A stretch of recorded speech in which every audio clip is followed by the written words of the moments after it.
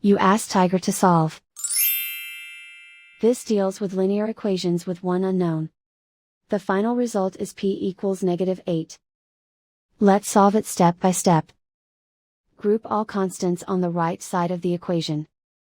Add 3 to both sides. Simplify the arithmetic.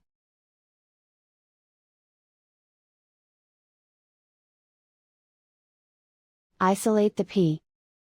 Multiply both sides by 4. Group like terms.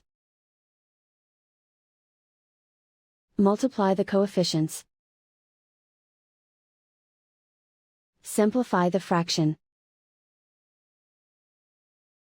Simplify the arithmetic. And so the final result is p equals -8.